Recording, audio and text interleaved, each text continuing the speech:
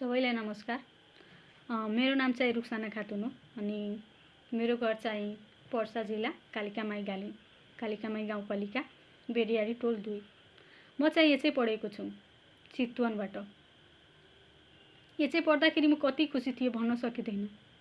HA आज मान्छेहरू हाम्रो गाउँघरमा सोध्छ कि तपाईँ के पढ्नुपर्छ, नर्सिङ कि डक्टर। कसैलाई सायद नलेजै छैन एचए भनेको के हो, त्यो कुरा छोडिदिनु। म 2 सालदेखि यहाँ जनकपुरमा बसेर लोकसभाको तयारी गर्दैछु। मलाई ठुलो सपना थियो। सबैले भन्यो तपाईँ नर्सिङ पढ्नु अनि विदेश जानु, नत्र एचए पढ्नुहुन्छ भने एचएको धेरै राम्रो छ, नेपालमै बस्नु पर्छ अनि तपाईँ राम्रो छ यो एचए नेपालको लागि।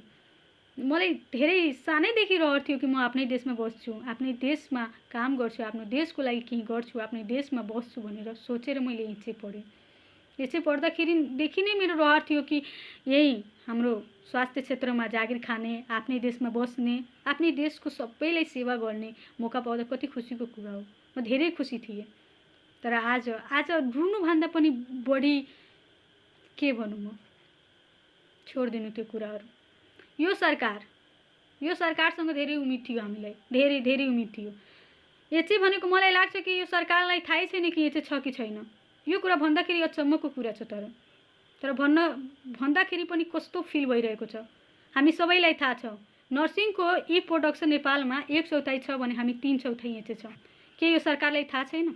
यत्रो कलेजहरूलाई किन स्वीकृति दिएछ तपाईँ एचए पढाउनु, सिएमए पढाउनु? सिएमएको त बन्द भइसक्यो। किन एचएहरूलाई, हाम्रो पारामेडिक्सहरूलाई पढाउने स्वीकृति किन दिएको छ? किन प्रोडक्सन गरिरहेको छ? तपाईँ भेकेन्सी खोल्न सक्नुहुन्न।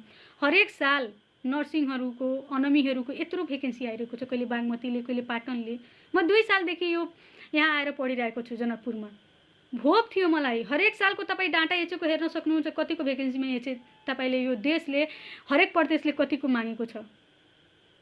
के भन्नु, म अरूको कम्पेयरमा हामीहरूको पारामेडिक्सको भेकेन्सी भनेको 5% पनि छैन भन्न स्पष्टमा भन्न पाइयो। तपाईँहरू डाटा हेर्न सक्नुहुन्छ यो देशको हालत के छ। आज हाम्रो एकजना दाइले 3टा सिट मात्र सिएमए खुलेको थियो मध्य प्रदेश, उहाँले 3टा सिटको लागि आफ्नो जान गुमाउनु भयो। एउटा दिदीले जुन मर्ने अवस्थामा हुनुहुन्छ अहिले। यो सरकारले के गरिरहेछ? हरेक साल यति सबभन्दा शोषित को छ? मलाई लाग्छ हामी छौँ, हामी पारामेडिक्स नै छौँ। यति आजको जुन हाम्रो धेरै पोस्ट गर्नुभएको थियो, हाम्रो सर ललन सरले पोस्ट गर्नुभएको थियो, दाइहरू पनि पोस्ट गर्नुभएको थियो। हेर्दाखेरि यति खुसी लाग्यो यो सरकारसँग कि ल फाइनली 977वटा थप गरिएको छ दरबन्दीहरू। यति खुसी लाग्यो कि यो सरकारले केही त केही गर्छ। उसले डाटा हेर्छ नि। बेरोजगारी हटाउनु छ भने सबै चौतर्फी विकास हुन्छ रे। यति खुसी थियो हामीहरू भन्न सक्दैनौँ। भोग थियो कि धेरै भेकेन्सीहरू आउँछ, तर के आयो? पारामेडिक्सको भेकेन्सी 0 आएको छ। तपाईँहरूले हेर्न सक्नुहुन्छ।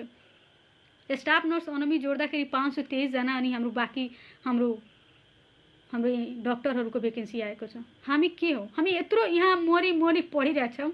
यत्रो यो जनकपुर जस्तो ठाउँमा आफैमा बस्नु भनेको आफैमा ठुलो कुरा हो। यति यहाँ मस्कुइटो छ कि कुरै छोडिदिनु, वातावरणको कुरै छोडिदिनु, अरू हवालाको त कुरै छोडिदिनु। यति सङ्घर्ष गरिरहेछ हामी यहाँ बसेर अनि भेकेन्सी 0 आउँछ भने के हुन्छ हामीहरूको? होप छ यो सरकारसँग, यति धेरै होप थियो चेन्ज पर भोट। हामी सबैले यत्रो पैसा भाडा तिरेर घर गएर भोट हाल्यो, यो सरकारलाई जितायो।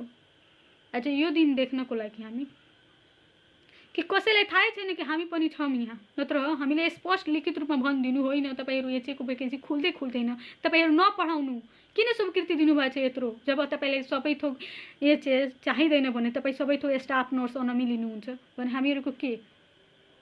अस्तिको नोबेल हस्पिटलको तपाईँले घटना हेर्नुभयो? सबैजनाले भन्यो कि नर्सिङमाथि यो भयो त्यो भयो, नर्सिङहरू शोषित छ। तर तपाईँहरूलाई सायद यो कुराको ज्ञात छैन। त्यसमा हाम्रै साथी एचए पढेको एकजना पारामेडिक्स पनि थियो। त्यसमा सायद त्यसलाई कसैले पनि आँखाले हेर्दा पनि सुन्दा पनि सुनेन। स्टाफ नर्समाथि यो भयो त्यो भयो, हरेक ठाउँमा तपाईँ सुन्नुहुन्छ स्टाफ। अहिले गएर तपाईँ प्राइभेट सेक्टरमा हेर्नुहुन्छ भने हामीहरू 3/4 छौँ भने स्टाफ नर्स 1/4 छ। र सरकारी क्षेत्रमा गएर हेर्नुहुन्छ भने स्टाफ नर्सको भेकेन्सी तपाईँ हेर्न सक्नुहुन्छ कति छ। हामीसँग पढेको साथीहरूको नेक्स्ट इयर अस्तिको इयरमा आएको थियो उसको भेकेन्सी, अनि बागमतीमा सिपाइस भएर त्यो साथीहरू सबै गइहाल्यो। आज 2 सालदेखि पढ्दैछौँ हामीहरू, भेकेन्सी आएको छैन। अहिले आएको छ 10बाट 5वटा सिट खुलेको छ भेकेन्सी। के सिफारिस हुने?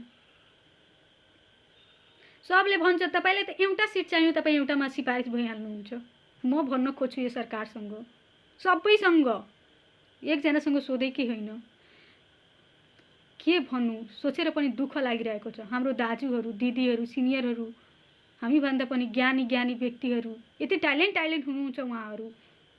हाम्रो जुनियरहरू पनि आइसक्यो अब हाम्रो कम्पिटिटरमा, अनि आफू यहाँ छौँ। किनभने भेकेन्सी खुलेको थिएन, खुल्दाखेरि 5वटा 4वटा भेकेन्सी यो सालमा खुलेको छ। तपाईँ भन्नु कतिजना सिफारिस भएर जानुहुन्छ? पढ्ने ठिक छ, धेरै पढ्ने हाम्रो 1500 जना यहाँ छन् ओसिसीमा पढ्ने स्टुडेन्टहरू।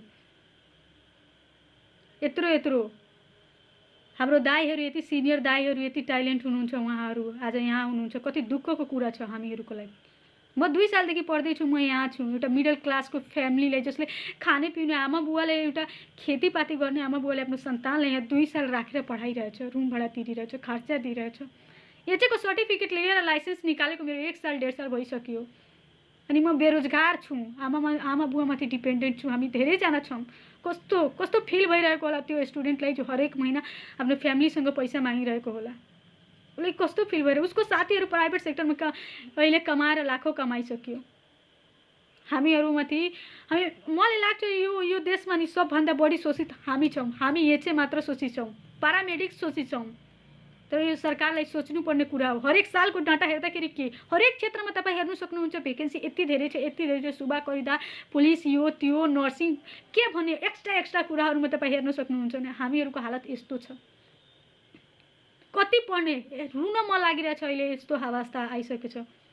ठिक छ, पढ्ने, लेख्ने, जे गर्ने, जब भेकेन्सी खुल्दैन भने के पढ्ने? यस्तो हालत भइसकेको छ हामीहरूको। हाम्रो कोही छैन हेर्ने, हामी जस्तो मान्छेहरूलाई कोही छैन। यो सरकारसँग हामीहरूको गुहार छ, यो कुरामाथि विशेष ध्यान दिनु पर्यो। सबभन्दा शोषित को छ यो प्रदेशमा, यो देशमा? कसैको जान गुमिरहेको छ त कहिले के हुन्छ त कहिले के हुन्छ, र कतिवटा भेकेन्सी खुल्छ। यो सरकारसँग जति उम्मिद थियो नि हामीलाई, त्यति नै दुःखको यस्तो आँसु आँखाबाट आइरहेको छ कि भन्न पनि सक्दिनँ। भित्रबाट मन रुइरहेको छ। यो सरकारले यो कुरालाई सच्याउनु पर्यो। यो सरकारले हाम्रो कुरामा विशेष ध्यान दिनु पर्यो। उहाँहरूलाई ज्ञान छैन भनेर भन्न पाइँदैन। ज्ञान उहाँहरूको थाहा छैन कि हामी पारामेडिक्स छौँ। यत्रो कलेजहरूलाई स्वीकृति किन दिनुपर्छ जब तपाईँहरू खुलाउन सक्नुहुन्न भने? स्पष्ट रूपमा लिखित रूपमा हामीहरूलाई जवाब चाहियो। हस्, धन्यवाद।